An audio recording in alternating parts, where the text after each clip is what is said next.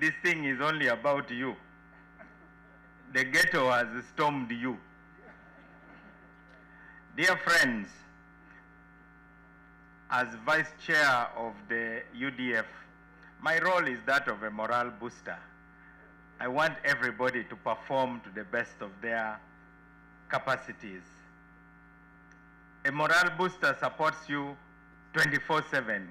Whether you are winning, whether you are losing, they are there, wearing your colors proudly, the way we do with the Uganda Cranes. Even when we are clobbered, we go back home singing. The chairman, General Caleb Akandwanaho, Salim Saleh, his role is that of like a music conductor. He doesn't have to play any instrument, but he knows good music. So he chooses those of you who are here, you are the people who play the instruments very well in banking institutions, in private businesses, you are in industries, you are in academia, you are in the public service, you are on farms, you are all over the place. So what his role is like that of a magnifying glass to gather the scattered rays of the sun and focus it. And so I want in a special way to thank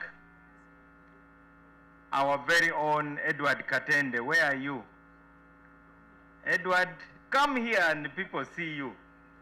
Edward performs a lot of slave labor in the UDF.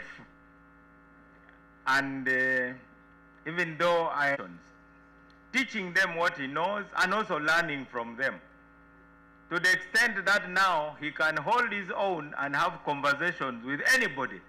Doesn't matter who you are.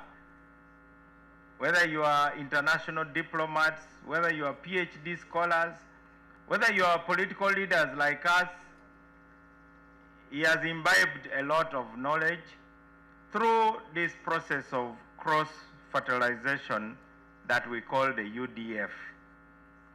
Even us, the politicians, have been at the receiving end of some hard questions. He asked us the other day, what is your fundamental difference with President Museveni on the economy? Unfortunately, our media does not ask those kind of questions.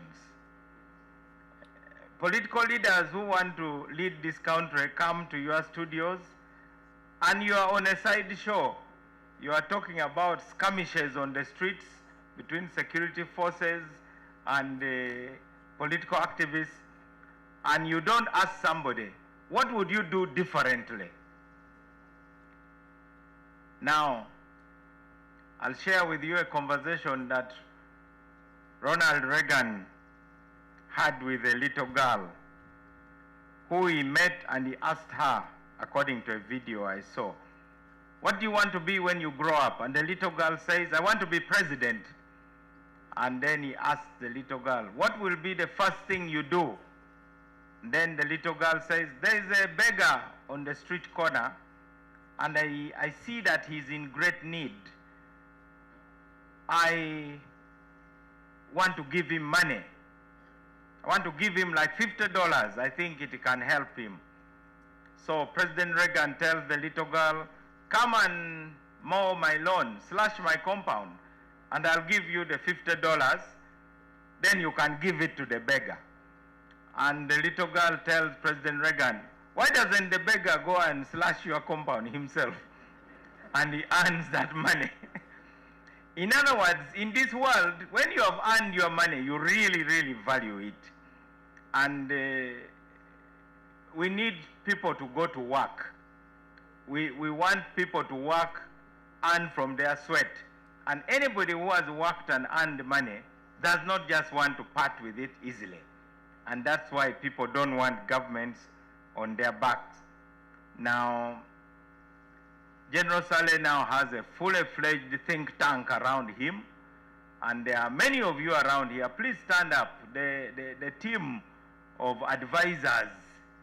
I see my uncle, General Idro, there, the Honorable David Pulkol, and there are many others all over here.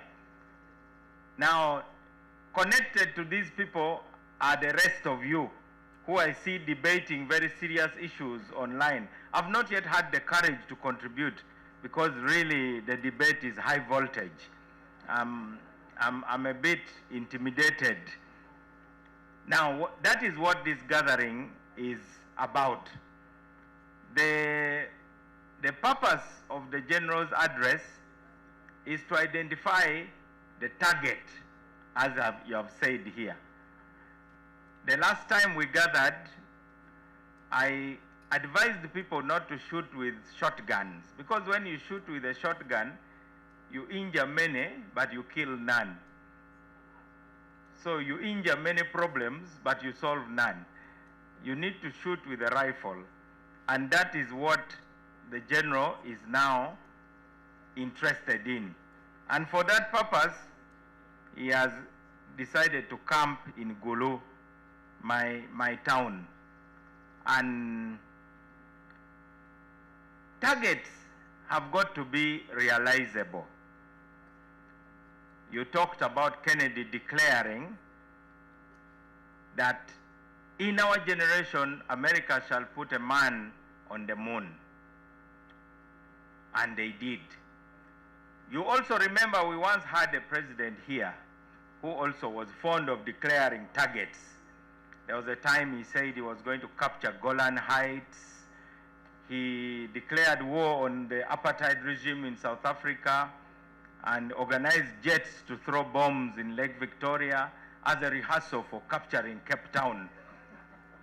And during a dinner in London, not to be outdone by the Americans and their space endeavors, he announced that Uganda would now go to the sun in order to outdo America. And when he was asked by another dignitary at the table, how do you intend to do that, Your Excellency?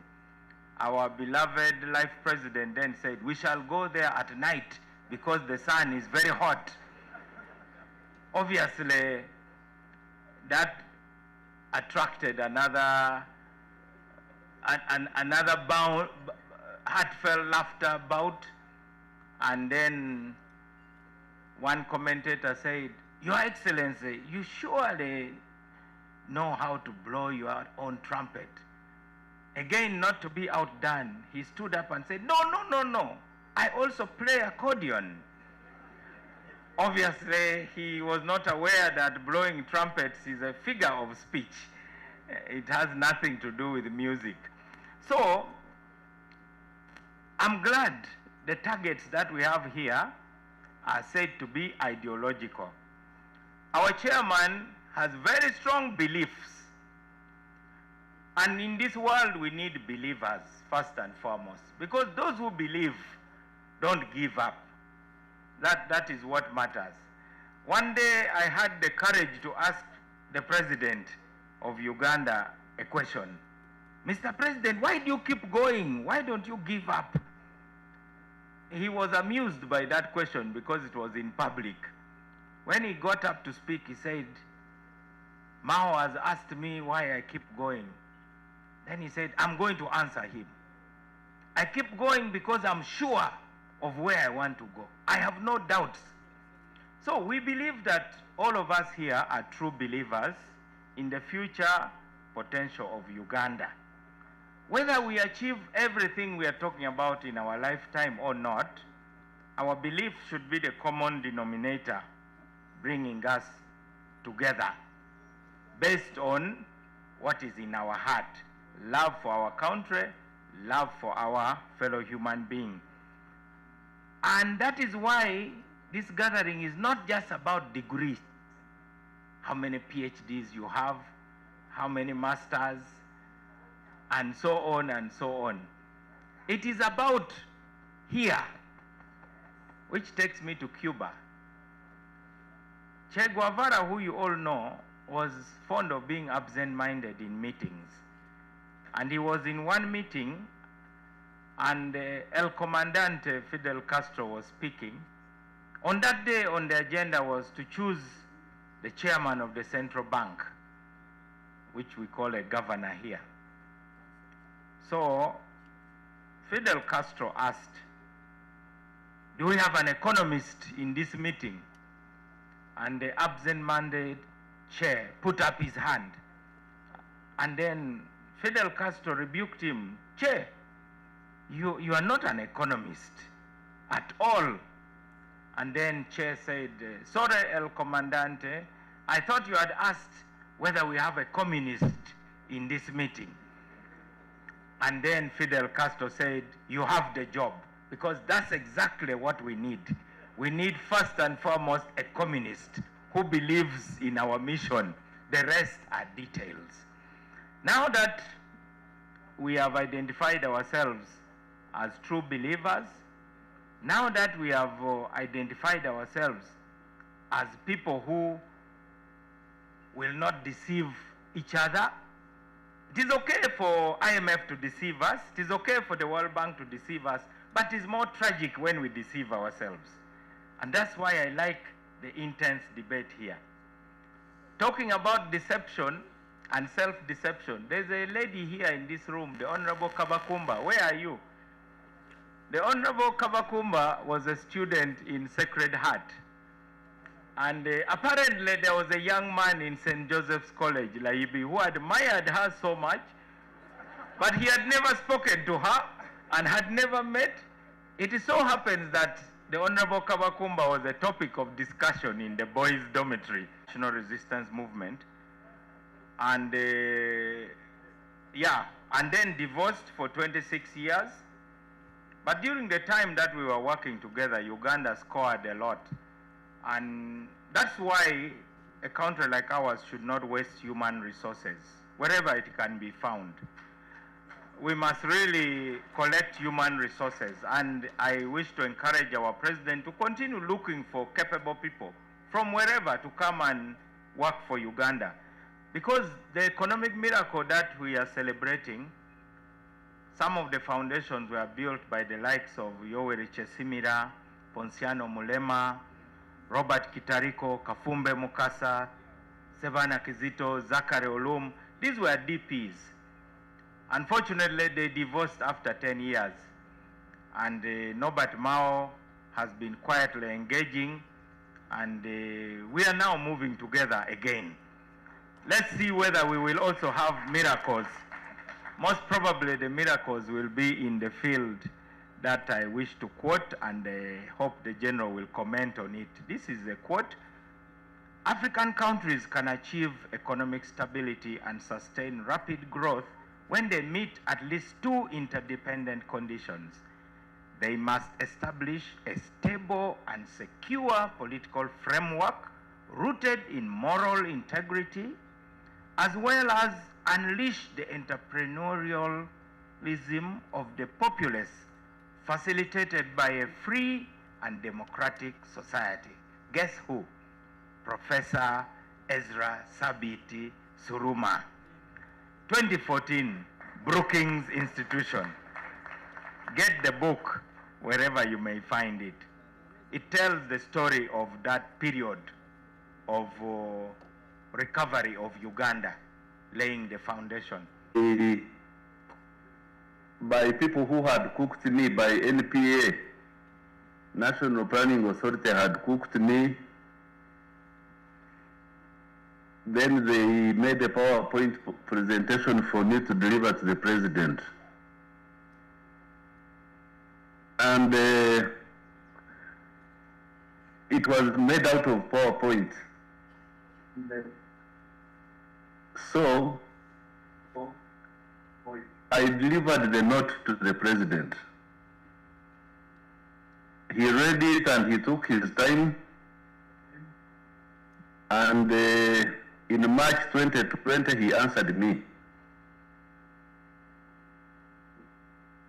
And he said that whoever wants to discuss with him the economy of Uganda and Africa in general should answer those questions. And as you know, he's both a leader and a teacher. He asks questions and then he answers them. So he asked the 6 questions which are under discussion there at the conference.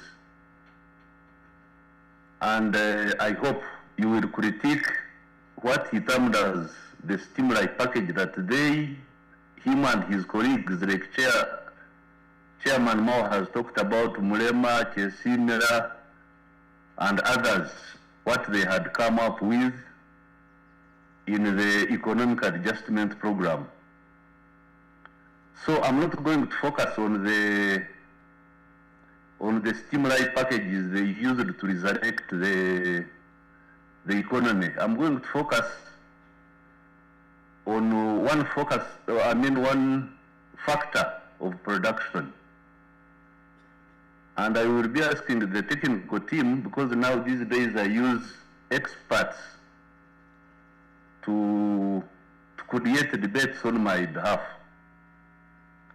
Now that factor of production, when we were sent into the field as OWC, we found it to be the most distorted factor of production, and that was land. So today, I will use the words of experts to illustrate this point to the conference so that you can get answers for what these experts were raising.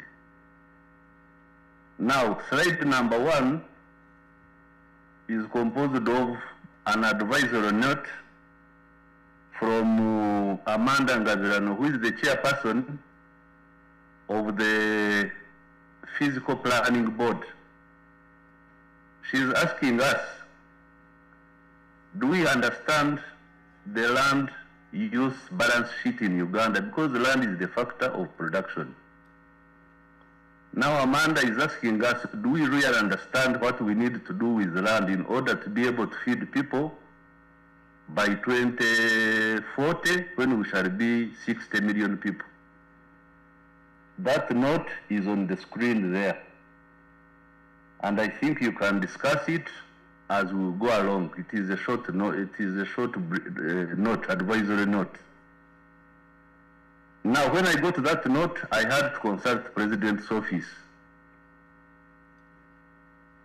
President's office, from a director there, Mr. Vincent, gave his own opinion of land use. And I think we need to go through them slowly so that we understand how do we distort, how do we remove the distortions from this major factor of production.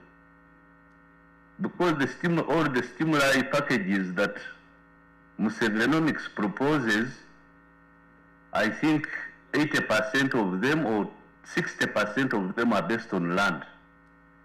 Now, if land is a distorted factor of production, then it distorts other areas. That's what we have been discussing now for almost 4 years. Then after that, I got a brief from the... Take responsibility of your actions. Pull your own resources. Let me speak it in Ruchigari Nyankori as I sit down. My mother tells you, amazing Shabano, Tigozangaro.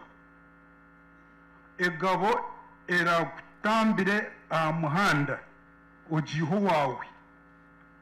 Those who come outside Kigezi, what I've said literally in the English language means that when you want to wash your hands clean, let me use the literal English language. When you want to wash your hands clean, you must have your own water. If you want to educate your children very well, you must have your own fees. This idea of you, the Africans, and especially Ugandans, producing children day and night and believing that we are going to pay fees for them, your brothers, did we take an agreement with you that your brother is going to pay fees for them? Have you taken an agreement with President Trump that he must look for your sick people? How can you really reason like that? That somebody, another person is going to look for your own sick people. What kind of naivety is that? We must thank President Trump. And me, I supported him even in the first elections. Because he's telling you, he's making you awaken that you must take responsibility of your own actions. How can you think that somebody can continue paying for your own medicine for so many years, I don't know how many years? How can you think that you are going to continue borrowing, failing to do anything on your land, to do something about it, and you do business and do economic activity, and then the government gets taxes, and you are the ones who are crying that your salaries are very small? Where shall we get money to increase your salary when you are not doing any business where government is getting resources? So we want to thank people for coming, and I think this is the Mildred. This is the end of the session, and I want to thank my panelists. A very big round of applause to Honorable Mao. And obviously, Honorable Mao is one of the brightest. I think you can all agree. For us in Vichiga Nyankole, Turajango Ugamba Mazuma. For us, the Vachiga, we are known for speaking the truth. Honorable Mao, you are really very bright. You're a very bright man. You're really very bright man. Those who want to accept, they accept. Those who don't want, shauri yako, you do your own activity. But Honorable Mao is a very bright man. That one is for sure. It's for sure. And once you are running a government, it is very important to. That's why these governments have, like Singapore, Malaysia, South Korea, and the General Park Chung-hee, even with her daughter Park Geun-hye, Honorable Badewa in Malaysia, Lee Kuan Yew, his other name is Harry Lee Kuan Yew. Use the bright people, and you see where their countries are. They didn't mind very much about the political party. You look at Mauritius, between the Mauritius militant movement and the Mauritius Labour Party, all coming together to develop Mauritius together. And I think we better start looking at what we can do rather than the color of the person, the religion of the person you are seated with. You want to put the other person is in which religion. This is what kind of trivialities. Please move away from trivialities. Love your country. Love this Uganda. I told people in London yesterday, I told you that nobody, I was speaking to Ugandans as well, most of them. I told them nobody is going to love Uganda on your behalf. Nobody is going to love your family on your behalf. If you think that anybody is going to love Uganda on your behalf, you are really being naive of the highest class. So thank you very much, my sister Mildred, come and take over. Thank you.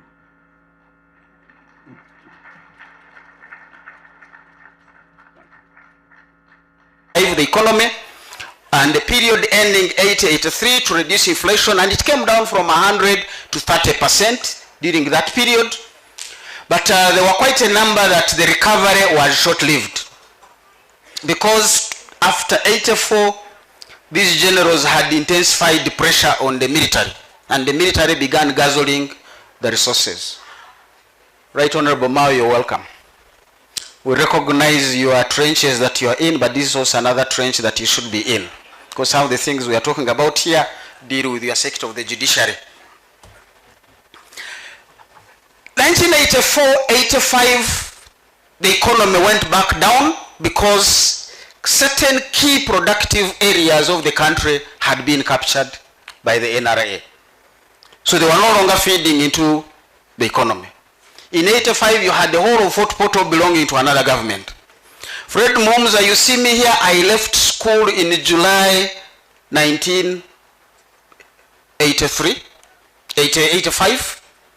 I was in senior 3. By the time the school opened, I was in another regime, so I could not go back to school.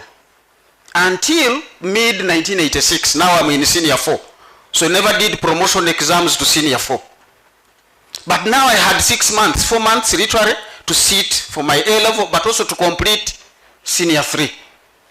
And while I tried to do that, there was another insurgency and disruption, and the school was closed for 3 other months. So I came back a month to UNEB. Now, those were serious disruptions of an economic and social nature. But here we are. So those were the declines that the civil war and the military coup of July 27th July 1985, the economy had literally declined significantly by the time Isam 7 comes in. So 86, when he came in, We want to assess the transition and have agreed with the team that we will have 6 guiding questions. 1, what was resolved and has not re-emerged since 1986? What did we solve? The second question that is going to guide us is what was resolved but has come back. The third question is what was never resolved. In other words, it has persisted throughout the 40 years. We still have it. The fourth question, what is emerging? It wasn't there, now Trump is in the house, wars are in the house, Ukraine has been invaded. What has emerged that was not there? Number 5 is what was not done, possibly due to foresight, or we did not prioritize it. And the final question is what should we do to sustain the modernization of the economy? To answer those questions, we get back and look into what is Museveni's ideological underpinning. 1 is rationality, evidence-based decision making. And as I've said, when the evidence is not on the table, but he still has to make a decision, he will make a decision. Now, to resolve that challenge of possibly a decision that was not informed by evidence, but it had to be made, Professor Muterile, rest in peace, created an institution called the Economic Policy Research Center. And some of us have emerged through there. What was the tagline? Policy-oriented research. Don't go to research how many pins angels dance on a pin. I have policy issues. So the Economic Policy Research Center, I'm talking about institutions and discussions for raising evidence. Was a research center is the PSST himself. He determines what should be done there. And was a project of the Ministry of Finance, still remains a project of the Ministry of Finance. Some of us worked there diligently for years until when I was told, you're staying too far away in Makerere, the problems are right in the Ministry of Finance. So they brought me in there as an advisor to permanently sit in the Ministry of Finance, but as an ambassador. I was not a staff. I remained a staff of EPRC, but on secondment. And what a glorious 8 years they were to learn from the decision makers. But the whole decision making, because Museveni is rational, Museveni is also reasonable. Whenever you would come back and say, we think, Your Excellency, the decision you took based on the evidence now was not the right one. Or it was right, but we have a better option. Commander-in-Chief, you give him options. You don't say jump from A to B. You say there was A, we have evaluated it, but we have these other options. So Museveni is reasonable. Many times I hear people say orders from above. I have been in that space. I know you can receive an order from above. Say, sir, I have heard you. Give us 2 weeks, we'll be back. And if you're back in 2 weeks with options, the story changes. And that is how it has been. That is one of the things that we would want to be. So Museveni is reasonable. When you provide the context, he's able to listen. Realism, what is the reality on the ground? I think these are traits he also picked as a military man, because you don't just go through a swamp or go to attack when you do not have sufficient men. We know the guerrilla warfare, sometimes you attack not to keep the territory. You will attack to disrupt, show the enemy I'm here, carry away their weapons and leave this territory. Later on, he began to occupy and retain territories. But in the early stages, it was attack, do whatever you want to do and leave. So that is being realistic. Then he's also adaptable, as I've said, flexibility in implementation of issues, logic must be followed, and then creativity. Those are key attributes, and then innovation of Mr. Museveni as he ran through. So as we move into the space, it's worth noting, as I've said, regimes do not consciously come out to destroy whatever is happening. The size of the economy, as we've said, had shrunk. Some people say by the time Museveni came in, GDP was 1.26 billion. Others say it was 3.6, but we can forgive ourselves. The data at that point was not clear. But all we know, it was very small. That's the conclusion from this. 60% of households had retreated into subsistence. Salt was a preserve of the rich. One time during the Amin era, my father turned up with a 60-kilogram bag of sugar. And I'm like, what has happened? But being a district education officer, maybe they came and gave the district officials. But he had to keep it by his bedside, because being small boys who had never seen sugar, we found how to make holes and keep licking it until mommy finds some sugar on your lips and you know what you're headed for. But those were days of scarcity. And how do you deal with those? That is what Museveni inherited hyperinflation. The transport network had collapsed. And I remember a case when I had to come from Bushenyi to Kampala on a truck loaded with coffee. We spent 2 days to reach Kampala. That was the economy that was inherited. So while you want to stabilize the security, you also want to restore the infrastructure. And there were others manufacturing, literally many of them had closed down, or they were operating at very low capacity. Quite a number of them were below 5%. We still have factories, as I said, what has persisted, that are operating at 30% and below. And in Kaip, we also have factories that are not working. The value addition equipment like haulers, like coolers for milk, that are literally not working. So some things have persisted, and we need to look into how do we resolve that. External debt, now we have also added domestic debt. If you look at the Charter for Fiscal Responsibilities by the Ministry of Finance, debt service interest payment is not supposed to go beyond 12% of our domestic revenues. The report of Parliament that approved the budget for 2025-26 indicates that is at 25%. Now that costs you money that you should have put in services. So we need to answer the debt question. So guided by the 10-point program the President went through, and that were the 10 points, I just highlighted the critical four for purposes of this presentation. One was restoration of democracy and security, elimination of corruption and misuse of power, pursuit of mixed economy strategy, and then building an independent, integrated, self-sustaining national economy. As we've said, ideologically, Museveni was ready to switch from one side to another to make sure you find what works. But what works needed to be informed by candid discussions and not just hearsay. So his move to the right, you literally have about $22–25 million as reserves in the central bank, supporting only 2 weeks of imports. Professor Surma here would testify the dilemma you have. When you want to import drugs, you want to import fuel, you want to import bullets, you want to bring in food, what do you do? And the only donor willing to give you that money is saying, do the following. We call those DPI, Development Policy Loans, DPLs. The loan is based on you reforming your development policies. But you are also in need, and they are need. So for that time, you found programs like Essential Drugs Program. We know there are people with diabetes, there are people with cancer, but at this point, we don't have money for everybody. Can we find an Essential Drugs Program? That is realism, that is rationalism, that's logical. Because we know non-communicable diseases can be very expensive to treat. But thank God, 40 years down the road, we now have some options. Even if they are not in Mulago, they are available in the market, you can find them. That is part of the journey that we need to recognize. Because the dilemmas of Mulago, ladies and gentlemen, are not by Mulago itself. They are bigger ecosystem, because if almost 50% of your budget is being taken by debt, what is left to do roads? What is left to do education? What is left to do health? What is left to do security?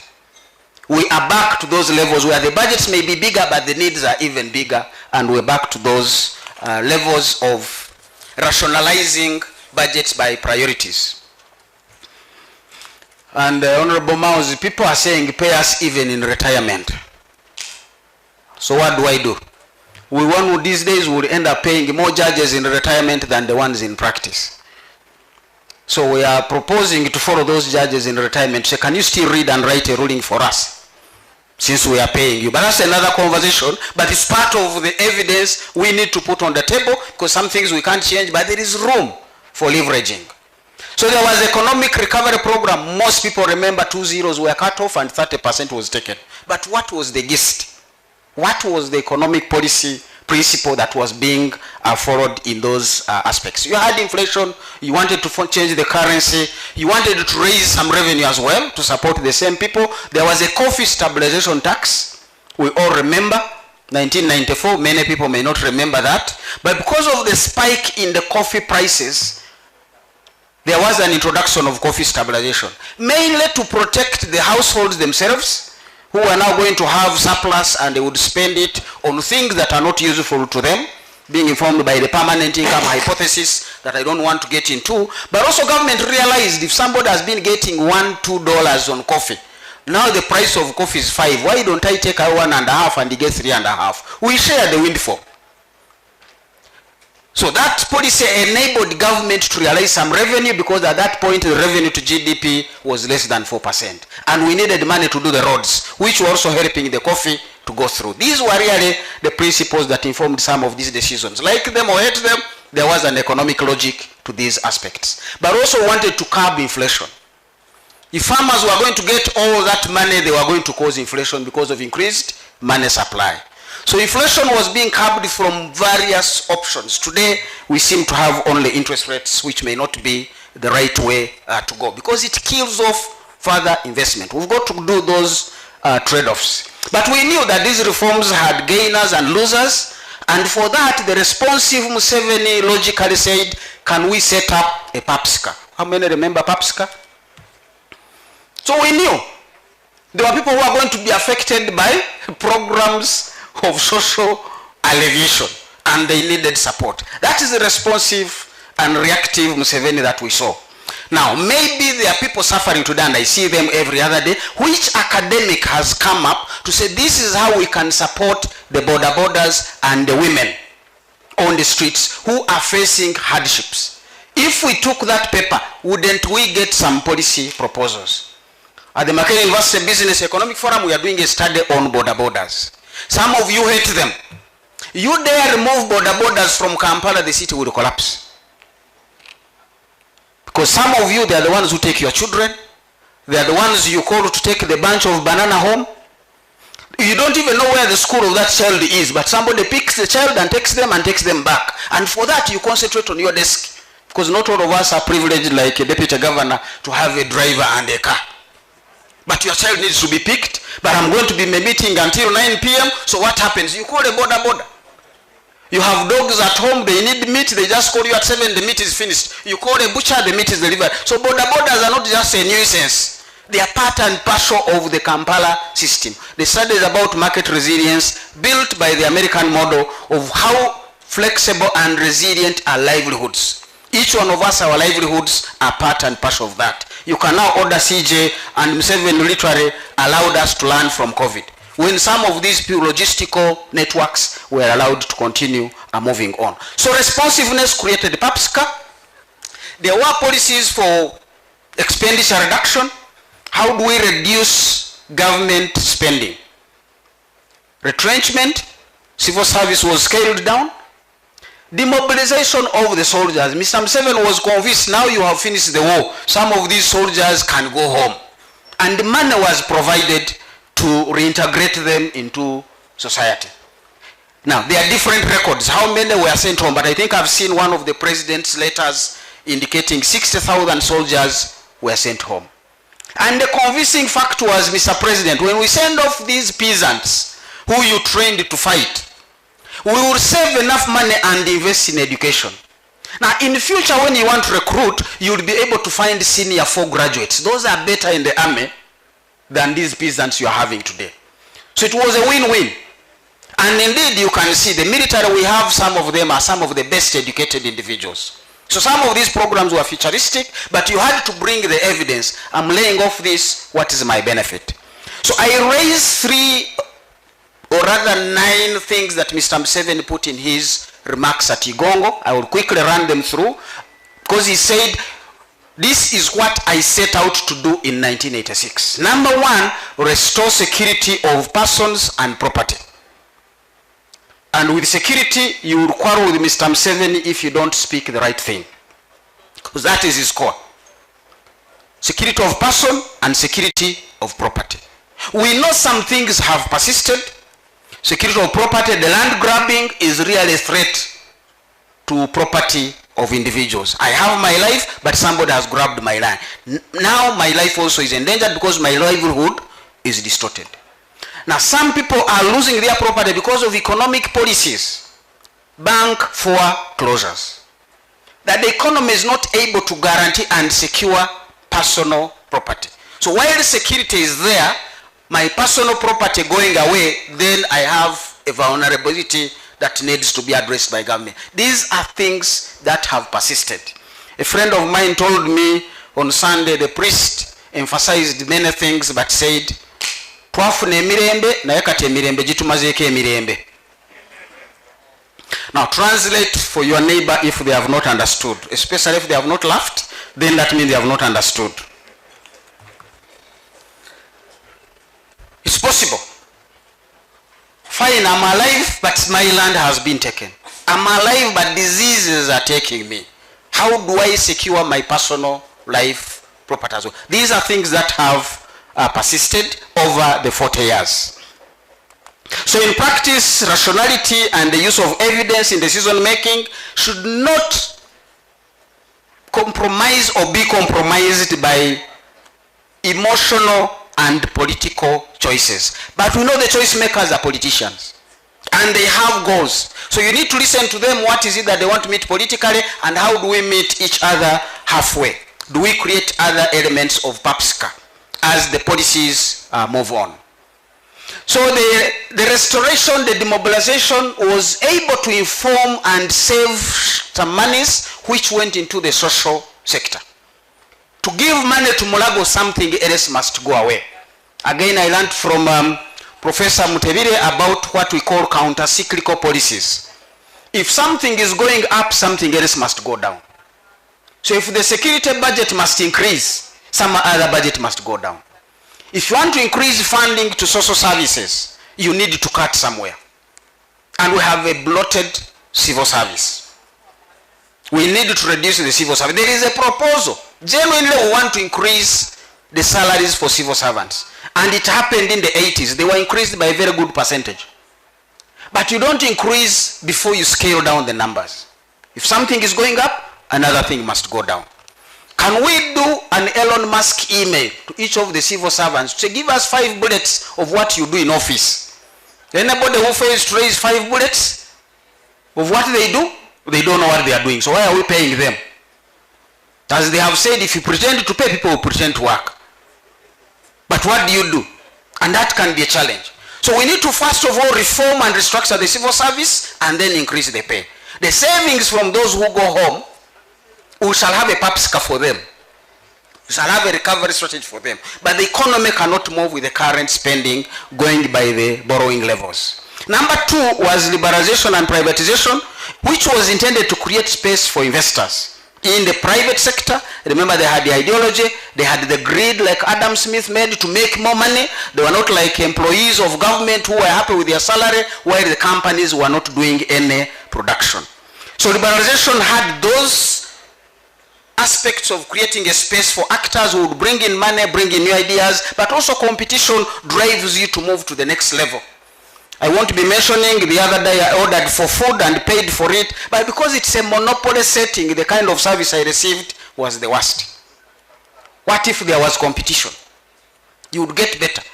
I'm sure Mestil here is making sure we are all comfortable, because if we are not, we will choose another place from Sevenomics 2026. But they want to say, can you make a partnership here? Can you stay with us? You are eating, are you okay? But there are people who come and sit and they are not bothered whether you are there. It's as if a cockroach has come into the restaurant. Liberalization was to sort out some of these. And as we will see, the liberalization of the coffee sector, it did not remove the cooperatives. They were supposed to compete. And some of the first entities to register in that space were actually cooperatives. And they have persisted with all the struggles. So it's not that it was intended to kill the cooperative culture, it was intended to bring in the culture. Ladies and gentlemen, coffee is a cash-based product. For you to carry away my bag, I need my money now. How do you finance that coffee? And by straight line calculation, that is 12 billion every day going to the farming households. If you calculate how much kiboko is produced in a year, divide it by 365, it's 12 billion every day that goes to the households. Where is that money coming from? You want to be looking into those considerations. So the privatization, as I've said, want to bring in the private sector, but also to cut the hemorrhage on the government budget. Number 3, diversification of the economy, with a special focus on increasing export revenues. We have information Uganda's export revenues at the time, 95% was coming from coffee. So there was a program of non-traditional exports. Honorable Victoria is here. It was largely sitting in her docket as Minister of Agriculture. How do we export fish, flowers, beans, maize? And who badly needed the dollars? Bank of Uganda. So it was not a preserve of the Minister of Agriculture. There was an agricultural policy secretariat inside Bank of Uganda to provide technical guidance on what should the dollar rate be, what should the interest rate be. Today I hear some of these things are different. I'm looking forward when we have a policy secretariat in Bank of Uganda, not a credit facility. So Bank of Uganda should not be running credit. That is not your space. You run policy, you have banks you are regulating, let them run the credit. So what is it doing there? These are ideas that when you liberalize, put institutions in place, let's monitor them, let's evaluate them. Number 4, and so this program of increasing the non-traditional exports, we saw quite a lot of thrust coming through from that space. The fishing factories around Lake Victoria employed 38,000 people by around 20 in the 20s and created quite enough money for us. Coffee liberalization has taken us from 2.1 million bags in 1986 to now more than 8 million bags. Number 4 was the increase of access to markets, and Mr. Museveni has been working on that argument. How do we integrate and bring in other markets? But we're saying it's not about the East African market. We are all too poor. 400 million poor people don't make a market. You need to venture into those other markets. You need to venture into other value chains. And that's why the Chinese are quarreling with Americans, because they knew they had 1 billion people who were poor. So they ventured to tap the American and the European markets. So what is our strategy on export-led growth? We still have Kenya, South Sudan, and DRC as our biggest export destinations. How do we tap into these other bigger markets? But also, it's not value addition must be done in Uganda and then we export finally refined and value-added products. Gone are the days for that. As I've said, one of the things that impressed me is a piston is just a small component, but a very vital component of a motor vehicle engine. The piston.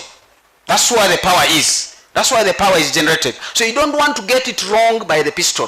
Museveni's learnings from Adam Smith said you specialize. So here is a story that came out and woke up Trump to suspend. Evidence. Said I put tariffs on Mexico and Canada.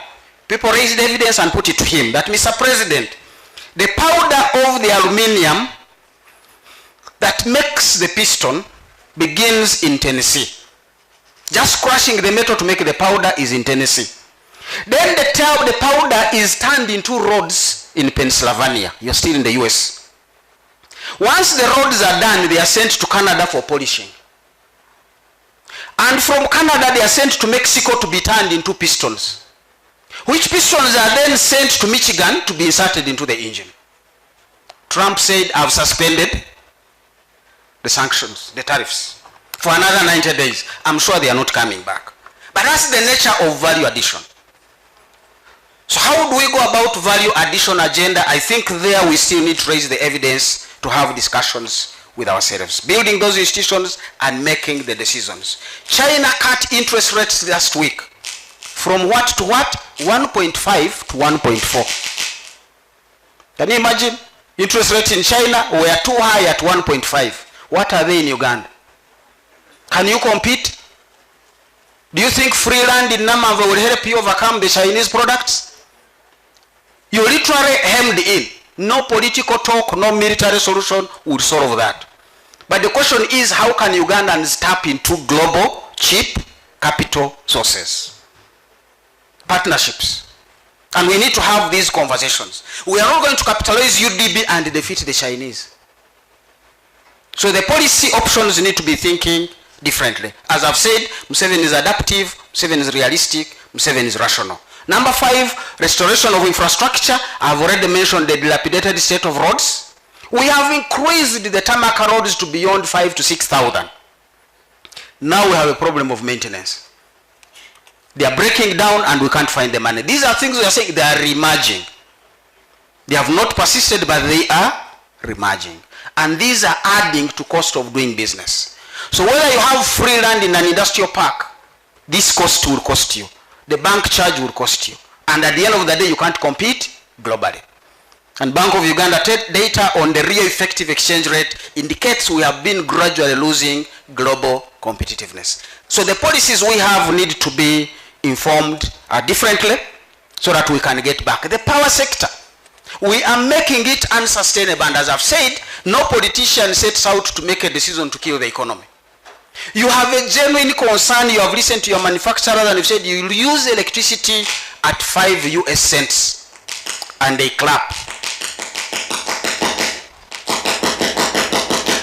I will build on the protocol that had earlier on been communicated by the Master of Ceremonies.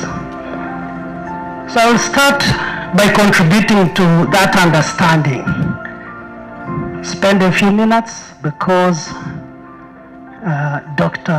Muhumuza has really done justice to this topic. But what I wanted to bring out clearly is that what is the end game of the whole ideology and the strategy around Musevenomics? Some of those people who are senior to us here know more about the 10-point program. And by that time,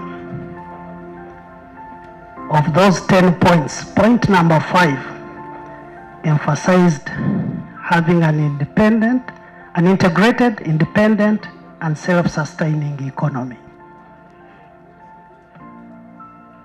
Throughout my discussion, you will see that the aim, the ultimate aim, is having that integrated, independent, and self-sustaining economy.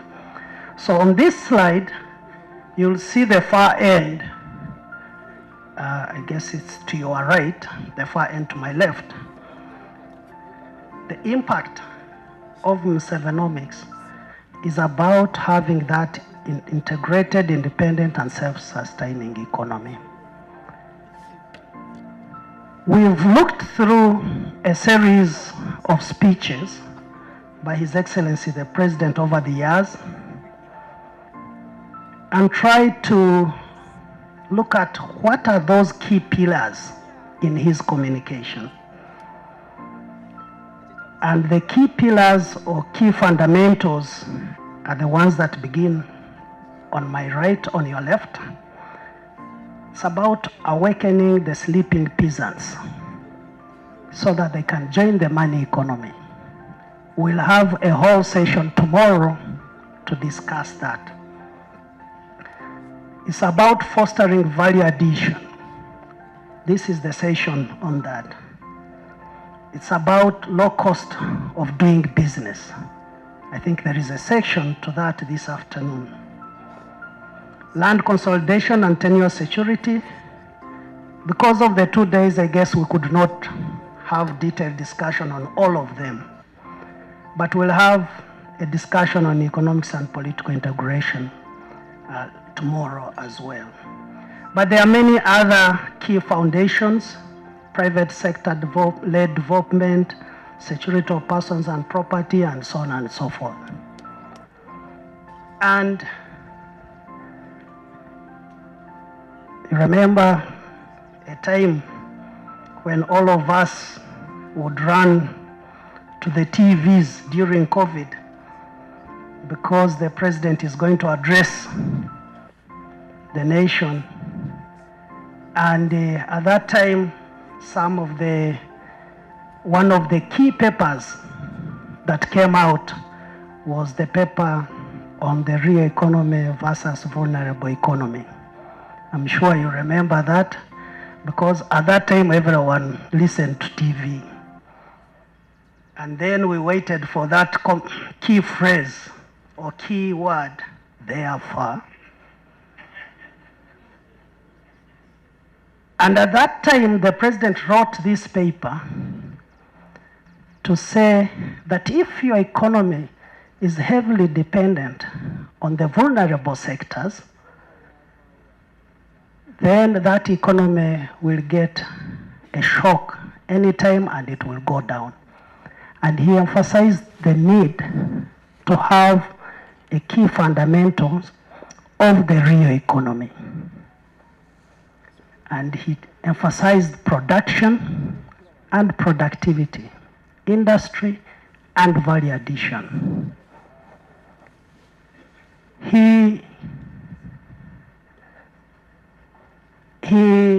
emphasized value addition, and he says we are going to transform Uganda's raw materials, whether agriculture, minerals, or others, into high quality products or goods to unlock their full economic potential. So today, you will hear about those key at that time. And these were introduced as cash crops, cash commodities, where we got money from. We exported them with minimum value addition or no value addition at all.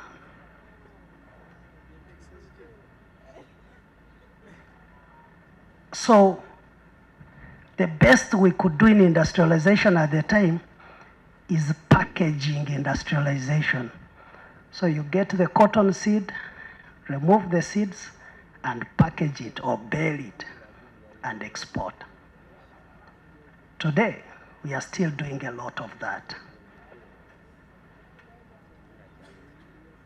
But if you look at the old national development plans in the 1960s, you'll still find that those development plans were talking about manufacturing and agro-value addition. So the big change or game changer happens in 1952 when two key institutions were established in this country, and that is the Uganda Electricity Board and the Uganda Development Corporation. So this was a game changer. The game changer was now a move towards encouraging industrialization. UEB was brought in place to make sure that we have power generation, distribution, and management. UDC, on the other hand, was brought in place to utilize that power, but also to propagate that industrialization agenda in the country. As a result of the introduction of UDC, with an investment of about £5 million at the time, we saw a lot of investments happening in this space. In the first 2 decades of its existence, UDC was at the center of development of this country. Dr. Muhumza talked about Coffee Marketing Board, but there was a bigger institution called UDC at that time. There are so many industries that were established. If you go in the agricultural space, the Uganda Grain Milling Company, the Agriculture Enterprises Limited, that led to the establishments of those tea factories in Kienjojo, Fort Potro, Kanungu, and so on. Tafmark, the livestock industries. I guess it's only the table where Professor Kamunti is seated that is following me at this moment. Because they lived this period, they know what this meant for the country. Whether it is in metals, the Steel Corporation of Uganda, Tampeco, and so on.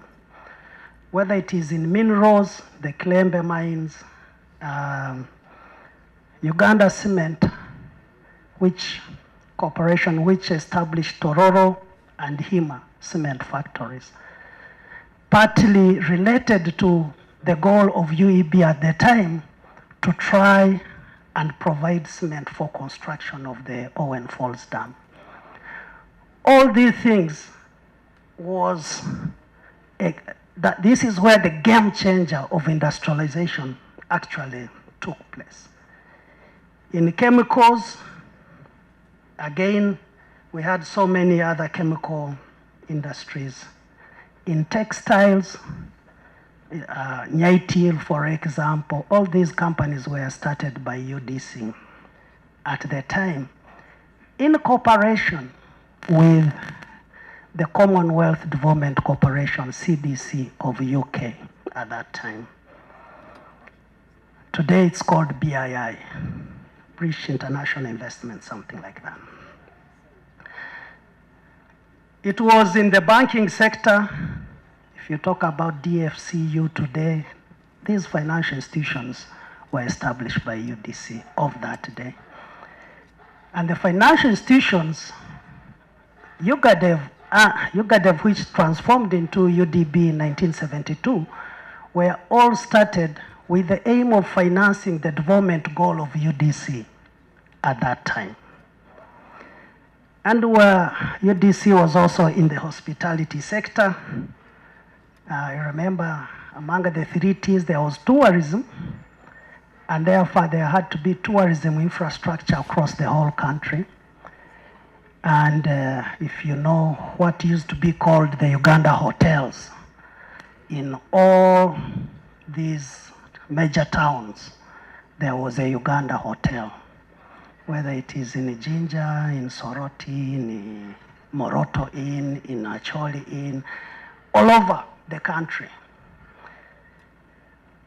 So, by that time, UDC was contributing about 33% of the country's total revenue through taxation, and was the second largest employer with an employment of employing about, with its subsidiaries, employing about 24,000 people, second only to public service. Public service had the army, the teachers, the health workers, and so on and so forth.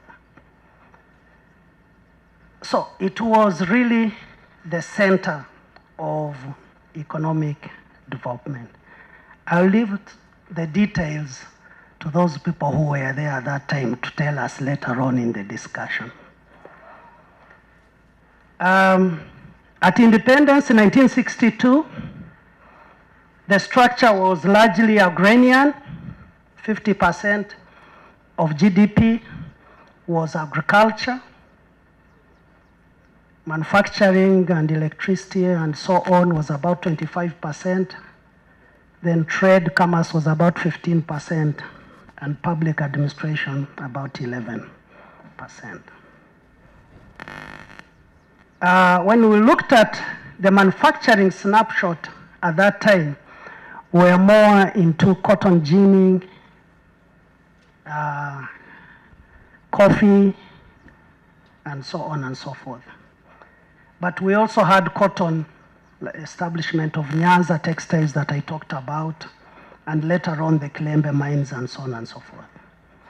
The country was relatively stable from the macroeconomic point of view, but the population growth was still around 2.93% throughout at that time.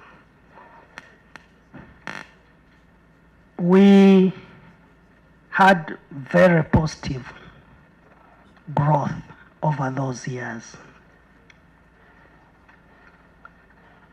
The 70s up to 86, we saw a collapse of most of our economy, emanating from the policy drive at the time, a move to the east. So we saw industrial bases collapsing. We saw a number of private sector-led institutions taken into government, thrown into UDC, expanding the base of UDC, making UDC a very amorphous organization, coupled with the wars that followed. Can be divided into just 2 major tenets, and one of them is to maintain price stability, to ensure that all of you who are seated here, when you are doing your economic activity, you are sure you are going to complete that activity. If you are building a house, the bag of cement is 34,000 shillings, it is going to be 34,000 shillings, and you complete your house in the period which you have planned. That is what you do. I think you need to clap for us, even if you didn't want, especially those who have a nugu and you don't want to recognize what we are doing. That's what we do. And you must recognize that we have been able to control inflation. We have controlled the fundamentals, especially the fundamentals. Inflation was 161, to be very specific. In financial year 1986-87, inflation in Uganda was 161%. Inflation now is 3.9%. Our target is 5. We have been below that target, I think for the last 10 or so years. Number 2, the existence of the Bank of Uganda and what it does is to maintain sound financial system. To maintain the soundness of the financial system, to ensure when you present your check, it is honored. When you make a payment to your sister in New York, our RTJ system, our SWIFT system works. And number 3, what we have added, Professor Suruma, these days we don't have, for purposes of this audience, we, for example, don't have, that we are not using very much repos and reverse repos. We are now using, we have introduced many products, the swaps, interbank operations, forwards. We are going also to start, for purposes of those who are in the business, buying gold, and we are ready. We are absolutely ready for 2 purposes. 1, to bring the people who are in these mines in Karamoja, in Kasanda, in Bulisa, in the formal sector, but also 2, to maintain our reserves. To maintain our reserves. And I want to congratulate the people who are in the coffee sector, as Professor Suruma here has said, and Dr. Muhumuza, that our balance of payments are being really maintained by the coffee exports. Every morning we have a meeting. FMOS is still there every morning at 9:30 to 10. The central bank has that meeting every day. And what is maintaining our balance of payments is really coffee receipts. We want to congratulate people in coffee, and we want to ensure that they don't mind very much about the president wants value addition. The coffee value chain is 136 billion. The other year we earned 893. This year is 1.1 billion. It is still less than 1% of the entire coffee value chain. I think let's work on coffee exports. It is the one really maintaining our balance of payments, and for purposes of this August House balance of payments is an account, just as a financial account which calculates the amount of money we get abroad, total amount of all the money we earn abroad, as measured against the money we are spending. And the coffee receipts really are the ones balancing that account. The number 2 is remittances. These girls who are working in Oman, in Jordan, and so on, they bring here $900 million. Doctors, engineers in Detroit, in London. I was there the other day with the UN project, $700 million, total $1.6 billion, plus tourism 1.3, it's about 3.2, which is about 5.6% of GDP. So we want to agree with you, Professor, that we need to do something on coffee. Lastly, Dr. Muhumuza, on the issue of agricultural credit fund, we even have another one which was not talked about here, the Small Business Recovery Fund. This was the COVID fund, you remember. So these 2 were introduced by the central bank for demarketizing, for purposes of, because the interest rate is very high in commercial banks, as we've already been told, 20%, 18%, and yet our CBR currently is 9.75. We reduced by another 50 basis points from 9.8. Still, commercial banks have not responded effectively with the CBR. So what we have done, Dr. Muhumuza, is to ensure that we can have a facility that can really work for the, can we say the vulnerable, or the people who cannot be able to compete effectively with the commercial banks. This is the Agricultural Credit Fund, and this money is available. Those of you who are in the agriculture sector, and it is not the central bank that is doing things in that area. The central bank, for purposes of people to understand, it is a bank which does not deal with the people. It's a bank which deals with the government and also commercial banks. It never deals with people directly. You deal directly with the commercial banks. So what we are doing, these are managed by commercial banks as it were. So we have SCF, we have Small Business Recovery Fund. These funds are available. We have a significant amount of money there. It is not absolutely much, but also it's not small. It is there, you can come. Money is never advertised. That's why it is scarce and that's why it has value. We cannot advertise money. Money is got by people who know how to look for it. So you can find a way of looking for it, and you'll find it, and then you do the work which we are supposed to do. I think finally is that we have extended the mandate for price stability, maintaining sound financial system in support of socio-economic transformation. So the Bank of Uganda is directly interested in realizing this 10-fold growth. It is no longer there in the air that it is controlling commercial banks, it is a regulator. No, we are interested. Even today we have a function at the bank. I was in Bushenyi the other day. As a town hall, we have started the town hall meetings. Imagine the central bank somewhere in Bushenyi, in a village in Bitereko there.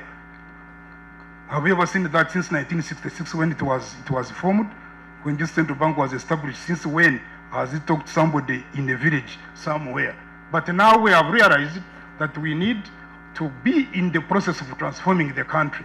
So the central bank is with the people. We have taken it to the people, and we are here as well. We are interested in this process very, very actively.